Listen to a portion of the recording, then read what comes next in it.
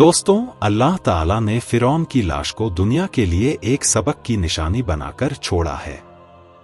फिरौन की लाश से जुड़े कई ऐसे राज हैं जो अल्लाह ताला ने कुरान पाक में निशानी के तौर पर बताए हैं।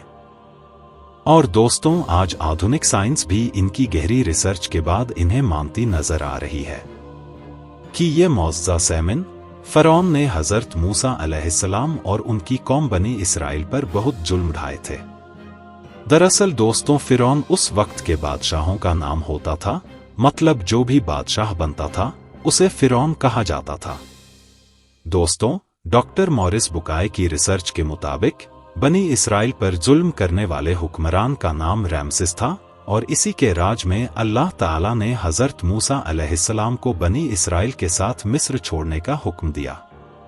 दोस्तों, जब हजरत मूसा अलैहिस्सलाम बनी इसराइल को लेकर दरियाए नील पार कर रहे थे तो फिरौन भी अपने सैनिकों के साथ उनका पीछा करते हुए दरिया में उतर पड़ा, लेकिन अल्लाह ताला ने बनी इसराइल को दरिया पार करवा दिया और फिरौन को उसके सैनिकों के साथ डुबोकर खत्म कर दिया।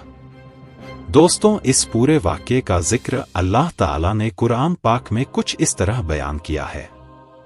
अल्लाह पाक फरमाता है, हमने उन्हें दरिया पार करवा दिया, फिर फिरौन और उसके सिपाहियों ने बेहद बगावत और ज्यादती के साथ उनका पीछा किया। दोस्तों, जब फिरौन डूबने लगा तो उसने कहा कि मैं इस बात पर यकीन लाता हूं कि उसके सिवा कोई माबूद नहीं है। जिस परवरदिगार पर मूसा और बनी इज़राइल ने ईमान लाए उस पर मैं भी ईमान लाता हूं और मैं भी उन लोगों में से हूं जो सर झुकाने वालों में है। दोस्तों, फिरौन से कहा गया, अब तू ईमान लाता है जबकि तू पहले नाफरमान था और तू फसाद करने वाला था, और आज हम तेरी लाश को बचा लेंगे ताकि तू और यकीनन बहुत से लोग हमारी निशानियों से बेखबर हो जाए।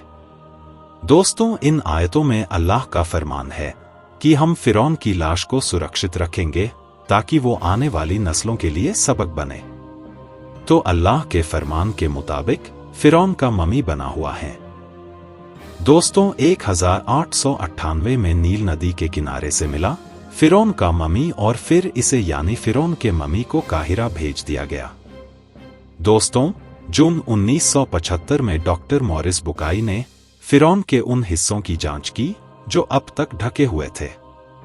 और दोस्तों, जब उन्होंने फिरौन पर और रिसर्च की तो इस कंकाल को पेरिस ले जाया गया।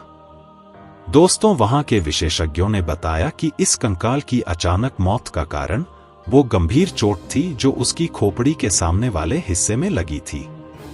और दोस्तों, ये सारी रिसर्च ये साबित करती है कि कुरान में बताए गए फिरौन के मरने के मामले में कहा गया था कि फिरौन को दरिया की लहरों ने अपने में लपेट लिया था।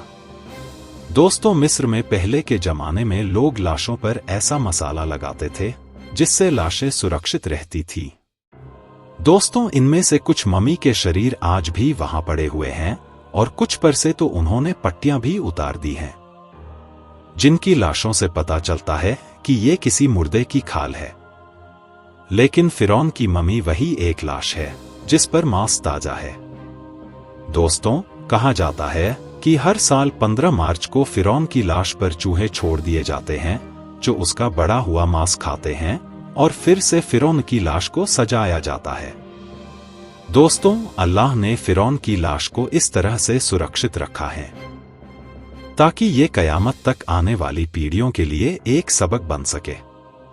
और अल्लाह का फरमान है कि हम फिरौन की लाश को सुरक्षित रखेंगे। दोस्तों, आप सभी को ये इन्फॉर्मेशन वीडियो कैसा लगा हमें कमेंट में जरूर बताएं। और हाँ दोस्तों, कमेंट बॉक्स में अल्लाहू अकबर जरूर लिखें।